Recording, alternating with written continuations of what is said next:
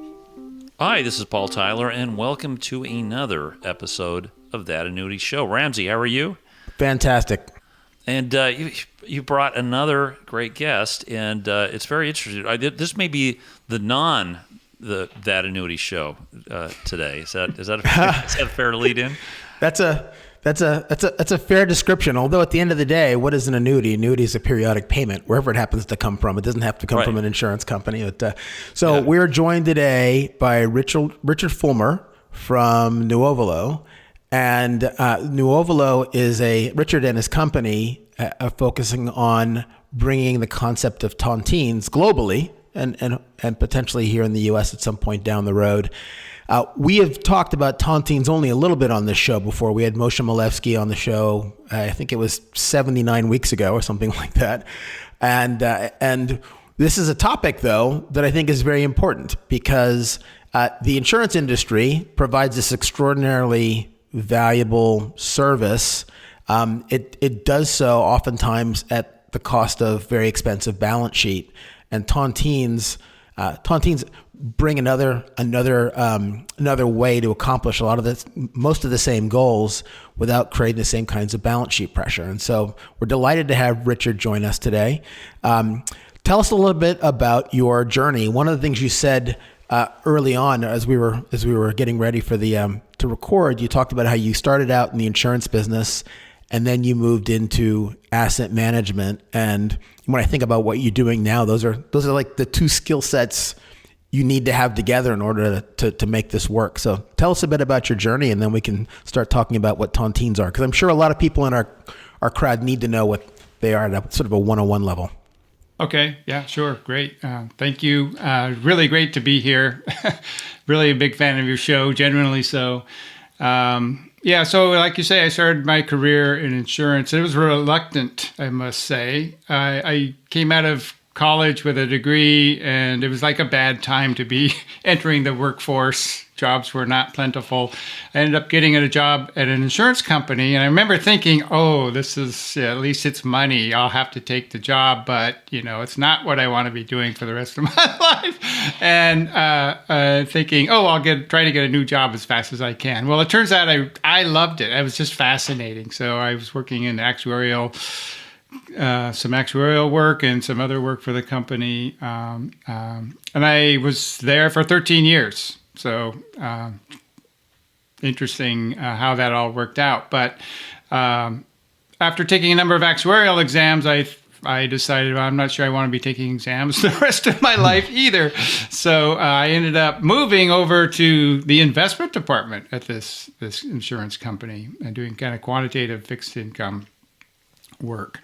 And then, as you say, later I moved to, I've been, I guess, with 3 large asset management companies after that, primarily working on retirement and retirement income, because I find that much more challenging and interesting.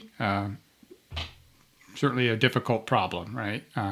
Working with plan sponsors and others, trying to develop investment strategies for them and spending strategies as well, right? Withdrawal strategies. I left that industry in 2017 to create, because I got really interested in alternative forms of solving the pension problem, retirement income problem. Tontines, for example, right? And so I thought, this is fascinating. I want to learn more about this. So I started a research company, published some papers on the research, started consulting, and more recently started a development company to develop solutions of this kind, at least the technology side of it, to administer these solutions. So since we're going to be talking a lot about tontines, can you take us through a very basic description of what a tontine is? You can talk a little bit about their history and sort of how they're set up and what their uses have been in the past. Sure. So the audience, like you say, I think a number of people might not know what tontines are. Others people probably think they know what they are.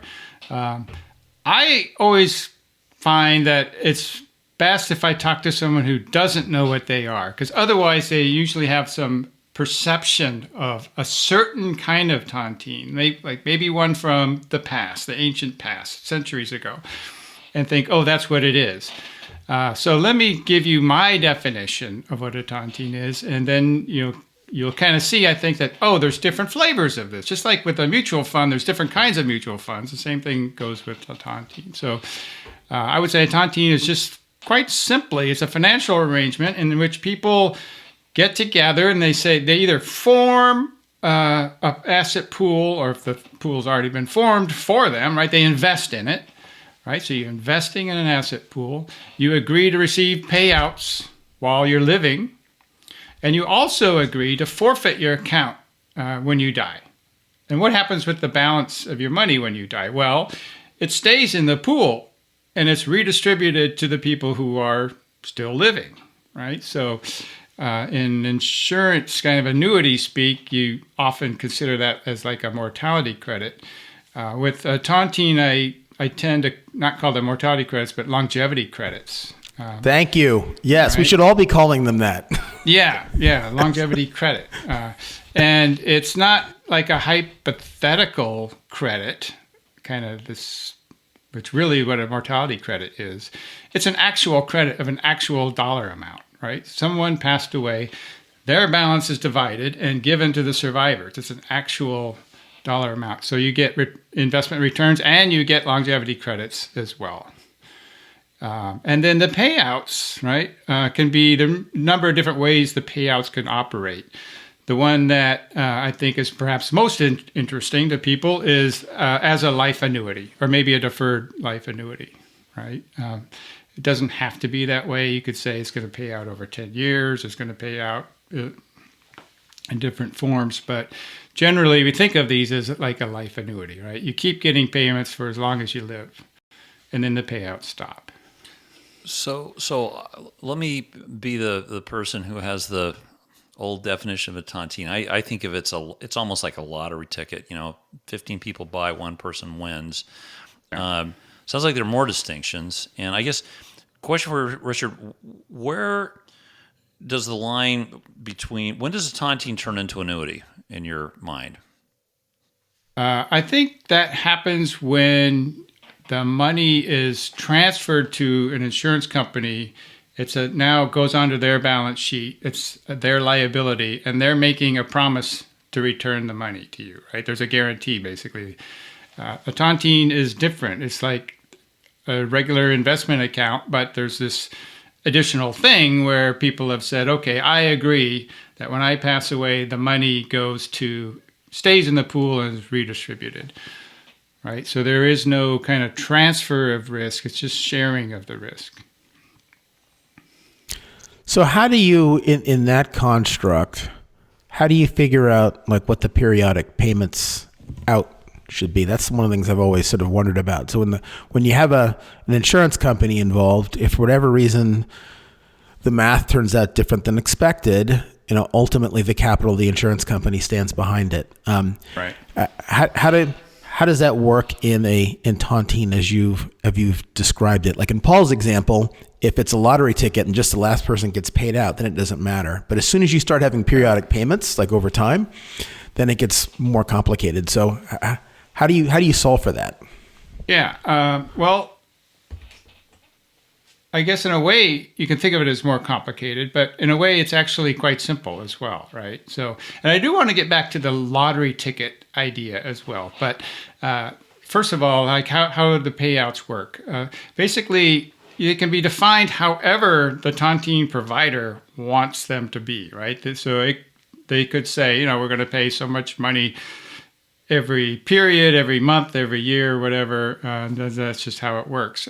Typically, like if it's a life annuity kind of thing, right, a lifetime tontine, the payouts would work very much like an annuity, right? So you use a mortality table and you say, I know how long people of different ages are expected to live. I have some kind of assumed discount rate, right? There's going to be earnings on the underlying amount investment. And I can calculate what is the fair payout for someone of a certain age and a certain gender, right? And the idea here is, since nothing's guaranteed, year, right? There's been no transfer of risk to someone who's guaranteeing something. So I can say that, well, today the payout would be, take an annuity factor, right? So I'm 65 years old. I look up in the mortality table, determine what's the fair annuity payout for a person of that age. The same way an insurance company would do, basically. But then instead of saying, oh, I'm going to send that fixed same amount every year for the rest of their life, every month for the rest of their life, I say, at the next period, evaluation period, say next year, and then your next birth date, right? I say, okay, how much money is in your account? What's your actuarial factor now? And I say, okay, well, now what's the payout, the fair payout? So the payout can go up and down over time. It's not fixed. And the idea here is that an insurance company with an annuity, they're taking on like if it's a fixed annuity, for example, right? They're taking on a couple kind of risks. One is the interest rate risk. And that's not too terribly difficult for them to hedge, right? They're buying bonds and correctly duration matched. But then there's the mortality risk, right? What if people live much longer than they expected? In that case, they're going to probably suffer a loss, and they'll have to just eat the loss and keep making the payouts because they promised that. The tontine works differently, right? There's no guarantee. So if people are living longer than expected, that basically is realized gradually over time, right? Oh, we thought this many people would die this year. Fewer did, right? And the same next year. And so the payout basically adjusts every year by a little bit. So the payout, if people are living longer than expected, would go down a bit over time. If the opposite happens, then the payouts are going to go up over time. More people are dying than expected. So the payout just kind of adjusts to reflect reality. So then, given the periodic adjustment, then it's unlikely that it would ever run out of money. Maybe the payouts would get, smaller, asymptotically smaller, right? But there would always be something left until the last person, right? Because it would constantly be adjusting. Is that a fair statement? That's how it works. Yeah, it's constantly adjusting. It looks at like the actual investment return, right? Was it higher or lower than expected? That'll also cause the payout to go up and down. And the actual mortality experience, was it faster or slower than expected? And it just makes adjustments as it goes, right? Like I say, it just reflects reality. Yeah. It's like, how much money is in this asset pool? It's an asset pool, right? There's no liability here. How much money's in the pool? How many people are alive, right? Okay, we're going to make payouts. And if more or less are alive than expected, then the payout's going to change a little bit. So in terms of application, so I'm a TSP of a 401k plan, or a pension manager, or I'm managing some set of assets that are intended for retirement. We can take your software. I could go contract with you. You do the math on this for my employees or plan participants, and when they turn specific ages, they would get payments. Is that what your company is doing? Yeah, so a good question, right? So we do not provide like investment products or tontine products per se, right? What we do is provide the underlying technology that allows a pension plan or a financial services company or a government to do so, right? And so every 401k plan, right, and the providers to those plans and financial services companies and others, they've got 95% of what they need to do this today, basically, right? They've got investment management, record keeping, custody, all these things, reporting. They just don't have the risk pooling, right? So that's what Nuovalo does. It provides the risk pooling administration. And that includes such things as figuring out how much should people be paid, right? Depending on your age, gender, etc. Figuring out like when someone passes away, how do you redistribute their proceeds fairly, the key word fairly, to all the other participants who are still in the pool. Things like that. Now I know you do a lot of work outside the country, and without naming clients or anything that you don't want to describe it. Can you give us an example of a use case? Like what was the problem? How did you solve it? Yeah, sure. Maybe a couple examples of use cases. So in one case, a number of countries are undergoing examinations of pension reform right now, right? So we've done some work with countries that are just saying, we have a problem, right? We're underfunded. On the first pillar, Social Security, basically people are underfunded on the second pillar, right? Employee savings plans, that kind of thing. And the government realizes they are on the hook, right? If people run out of money in old age, ultimately the government's the backstop, right? So it's a problem for these governments. And they're saying, how can we provide people higher amounts of income in retirement? And how can we make sure, right, assurance that it's actually going to live for people, last for the rest of people's lives? Right. So in some cases, these countries don't have an annuity market, right? So their first thought is, oh my gosh, we need to develop an annuity market in our country. How do we do that? That's a big deal. How do we attract insurance companies? And now they're realizing, oh, maybe we don't necessarily have to do that, right? They're already offering savings plans, 401k style plans, DC plans. They could just have like a tontine risk-sharing arrangement on top of it that would provide income for life, and they don't have to develop an annuity market. Now, I like annuities. I'm not saying anything bad about annuities. The thing is that I guess two things, right? So one is if there is no annuity market, right, then this is an easier way, I think, to develop a lifetime income product inside of their market. But the other thing is, like, why would you even do this at all, right? Insurance guarantees are valuable, right? So annuities typically have guaranteed income. That is valuable. The thing is that it's also not cheap, right? Guarantees are not free. So if you get rid of the guarantee, you get rid of all the costs associated with it as well. So a tontine will have a higher expected amount that it's going to pay out over time without a guarantee that it will be higher than an annuity, right? And so for people who say, oh, I'm actually underfunded for my retirement, I need more, which is a lot of people, especially outside the U.S. perhaps. But that's very attractive to them. I can get more money through this than I can. Okay, Ramsey. I know you've got questions. I know. I'm going to jump in before you go ahead. I have that look, don't I? You do. Okay, Yeah. so I'm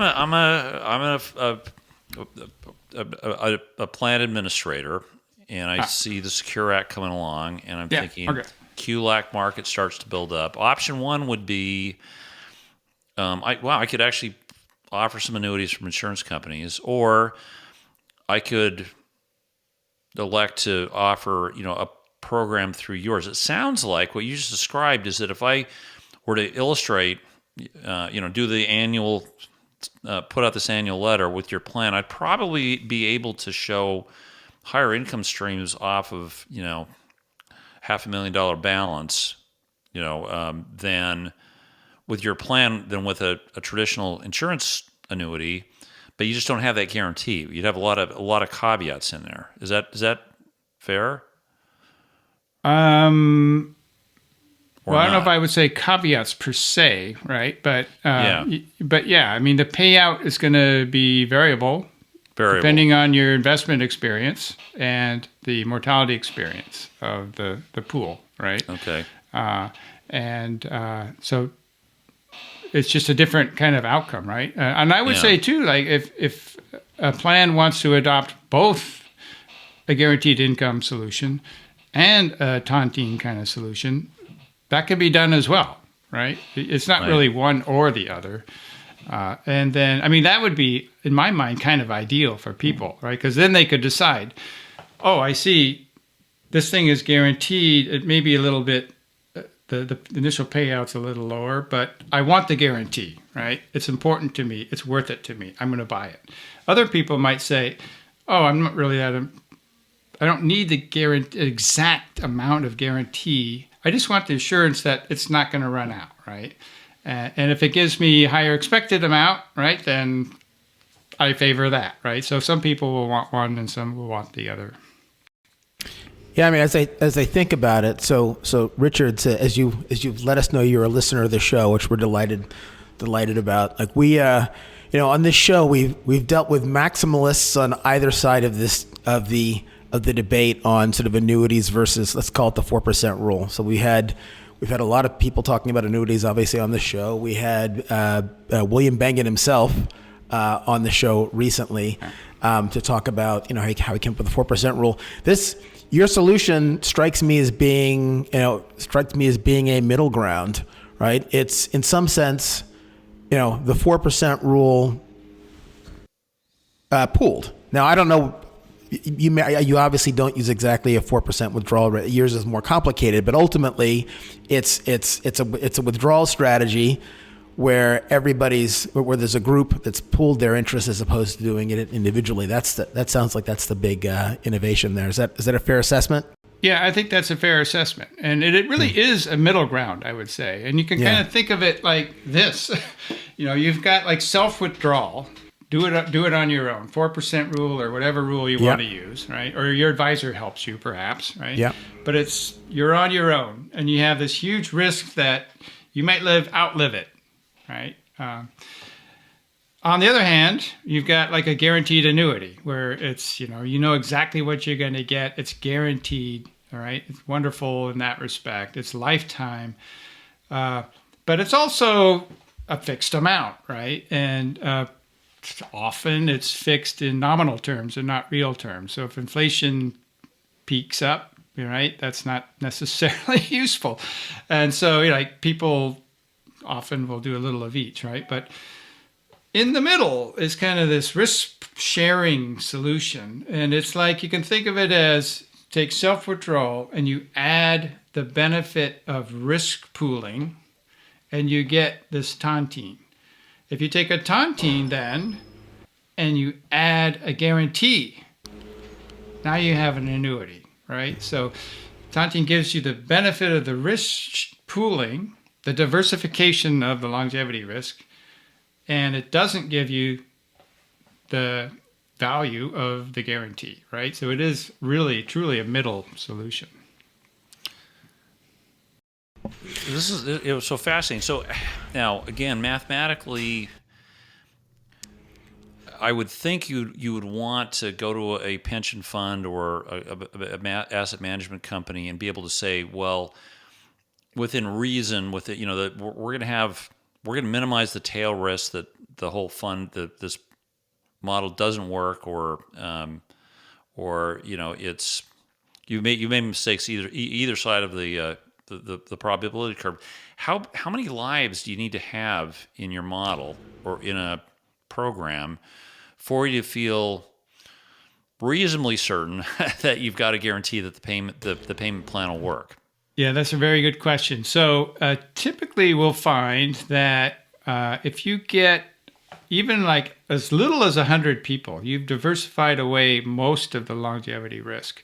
Now, I typically suggest that you need more than that, or you'd want more than that, because bigger is always better. The more people, the better, right?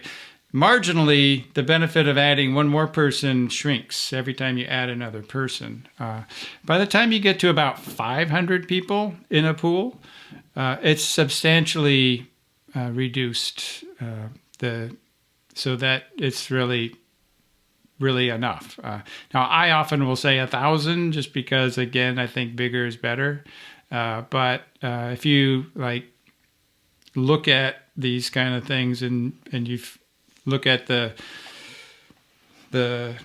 distribution of the potential for the longevity credits to be higher or lower than the expected amount, by the time you get to the first few hundred, up to 500, you've substantially diversified away the risk. So there's very little left over of the diversifiable risk. Yeah. It's interesting what you say about opportunities clearly exist. We don't think about this. People like me have worked in the U.S. market for forever. don't think about these countries outside that may not have a robust insurance marketplace. How about in the U.S.? So if I think about underfunded pensions, I mean, which pension isn't? Unfortunately, today,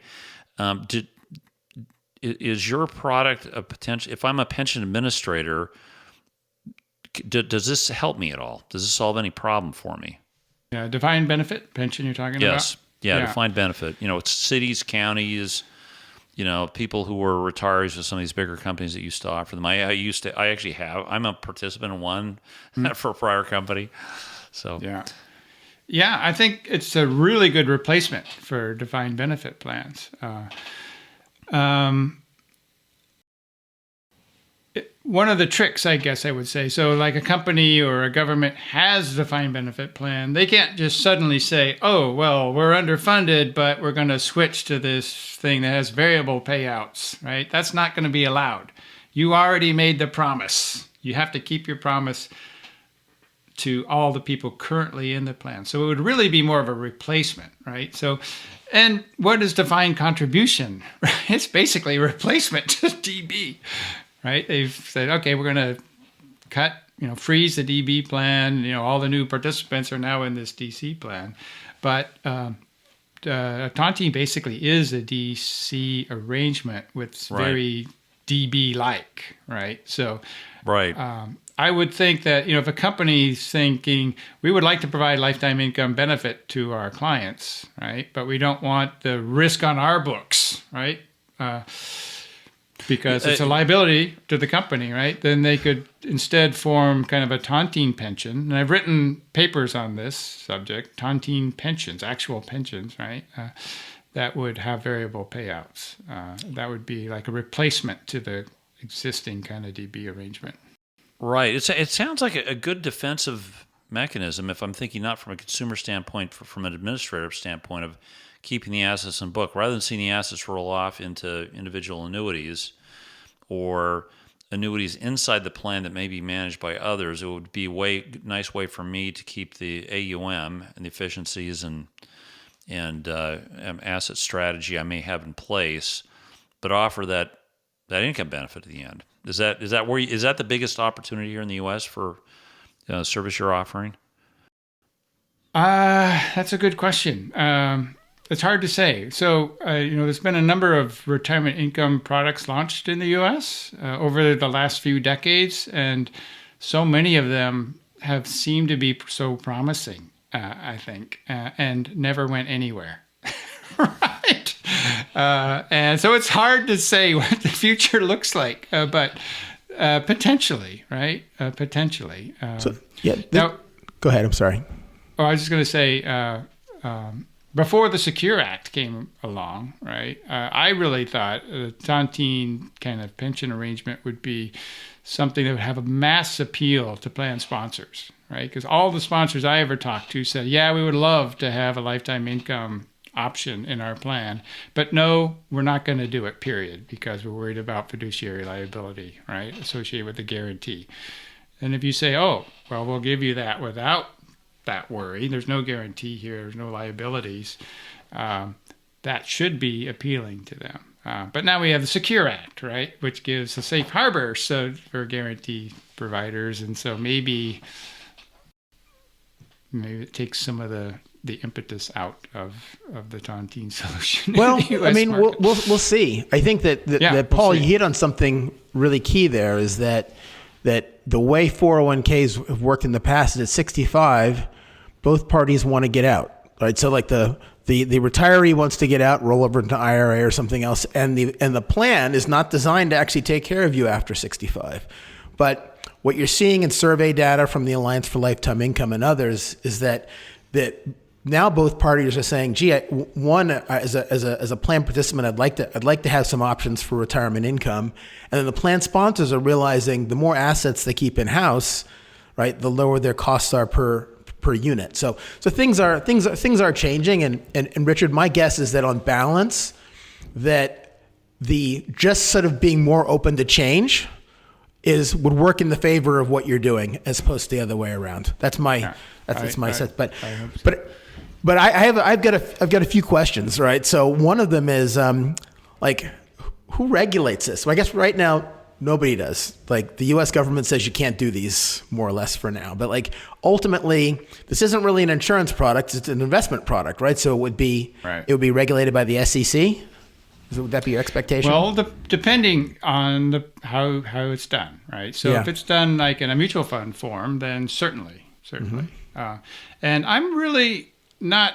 I wouldn't necessarily say that the government does not allow these. That is the common perception, I think. All right, let's dig into this. People tend to say, "Oh, I've heard of tontines in the past, right? They have a really bad reputation. 100 years ago, they were banned." Right, because there were actually insurance providers offering them, and they got caught dipping their hand into the pot and taking money out, right, when they shouldn't have been. And the regulators, it was insurance regulators, stepped in and said, "Oh, you can't do that. We're shutting this down."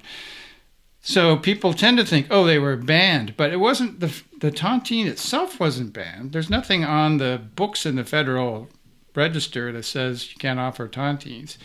What was banned basically was the practice that was like fraudulent, right? Right. So there are tontines running in the United States today. One has billions and billions of dollars in it, offered by TIAA. The CREF variable annuity is my definition of a tontine. Now, they don't call it that, and I think for good reason, probably, because tontines do have a bad reputation. And we're not using the word tontine very often. We're using it a lot today in our conversation, but we're calling it like lifetime income pools. Okay, that was my next question. It's like, just like we need to rebrand the word annuity, we need to rebrand tontines. It's named after a guy, basically, right? Right. Mr. The guy Taunting. who ended up in jail. So. Yeah.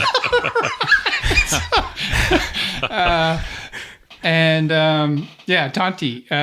He was in the Bastille. Lifetime what? Lifetime income pools. Lifetime income pools. And there's some people in Canada who've written about this who I think have come up with a great name for it as well. They call it dynamic pension pool. But yeah, I think to rebrand for the same way as annuity, right? It's got negative connotation. Sure. It's got lots of benefits that shouldn't be dragged down in the negative connotation. Yeah. All right. So to get this up and running, who do you see as your target audience? I've always found the retirement space kind of interesting because you've got two constituencies you have to keep happy or convince. You have the end users, obviously, who ultimately will benefit, but usually there's some gatekeeper, right? It's a DC or DB plan sponsor. It's like so. Who do you need to who are you targeting right now? As for your focus, you going to the masses to convince them that they should be banging on the door of their employer to offer these, or are you appealing to DC plan sponsors directly? Yeah, good question. So it depends a little bit on what country we're talking about, I suppose. Mm-hmm. But one thing we're trying to do is reach out to regulators in advance, right? Because they're going to have to approve whatever it is, right? And we want to get them comfortable with it, right? This is not the tontines of old. These are modern, right? And fair and unbiased, right? All of this. There's not going to be any problem like there was before.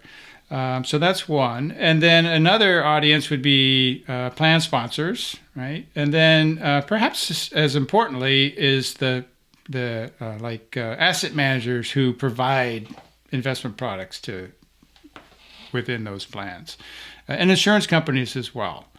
Now, I would tell you that at first I thought, the insurance companies won't be interested in this at all. In fact, they'll be lobbying against it because they kind of have a monopoly on lifetime income right now, right? So they don't want a competitor. I've been pleasantly surprised that a number of insurance companies are really, really interested in this. Sure. And the reason is that especially in countries with very low interest rates, if interest rates are zero and the amount of money an annuity can pay out, therefore, is much smaller than it would have otherwise been. The cost to provide the guarantee hasn't changed, right? It's still the same cost. So relatively speaking, it seems like from the standpoint of a buyer that, oh, this thing's pretty expensive. I don't want this, right? The insurance companies are trying to find ways to reduce the amount they have to put aside in reserves, right, to cover future liabilities. And this is a perfect way to do that. It doesn't need reserves, right? They're not taking on risk. They're just providing a pooling service. So there's a lot of interest from insurance companies as well. Yeah. I'm biased in this respect, but I think that's the right direction. If you look at insurance companies, and we talked about this also, ahead of the call, they're a bundle of value-added services that are expense items that ultimately support, a balance sheet product, and the balance sheet's very expensive. And, instead what you're talking about is all those services that were an expense item are now a profit center, right? You're paid for those services, and then the balance sheet's taken out. Like, insurance companies have everything they need to do this. They do. And if they can do it in a way that makes customers happier and leaves less residual risk for the carrier, that should be interesting for all parties involved, right? Yeah. Well, Yeah. Listen, this was fascinating. I'm watching, our time here. I think we're near the top. So, Ramsey, do you have any final thoughts or questions, for Richard? I think we covered a lot of them. I certainly learned something today. I mean, I've been familiar with tontines. I've been reading Richard's LinkedIn posts and others and other posts for a long time, and there were certain parts of the puzzle that I hadn't had before. So I'm just delighted to have had you on, so I could kind of close the loop in my own mind about how it all fits together. So thank you for that. My pleasure. Yeah, I mean, the only other thing I would mention, I think, is that it could be appealing also to financial advisors, because they're often reluctant to suggest annuities for their clients, because then the money goes away and they can't get paid on it anymore. Well, here they could continue advising on the assets, right? It's still their clients' money. Right? I think you're spot on. I think the whole growing RIA space would be a really interesting market. It's just anything new in the space, as you know, it takes a lot of work to build up, to get it, create it, get it to market, get people to use this. Well, Richard, this was fascinating. Now, where's the best place for people to learn more about your company and then follow or connect with you? Yeah, sure. So our company, I guess the website would be the first place, www.nuovalo.com, Nuovalo. Can kind of see some of what we're doing, read some of our papers. I've on SSRN and other research sites as well. The other company I have is called Nuova Longevita. If you can figure out how that's spelled, you can people can Google that as well. There's some research that's out there as well that's been published, and like how are these things? How can all these kind of products be done in a fair way, actuarially fair way for people continually, right? So that one group of people is not biased unfairly relative to some other groups. This is great. Well, we will put the links in the in the show notes, so people don't have to Google while they're driving. Don't do this. Just open your app and click on it. And Richard, thanks so much. Ramsey, another really fascinating discussion. We want to thank all our listeners, and keep the feedback and the ideas coming. Love the notes, love the calls. Had one I'll tell you about on a call on the way home from somebody who gave us some feedback. So, Paul, are you really doing all that stuff for yourself? You're reaching. I said, what? You're giving me grief. So anyway, it's good. Call us, text us, send us notes on LinkedIn, and listen. Join us again next week for another episode of That Annuity Show. Thanks. Thanks for listening. If you've enjoyed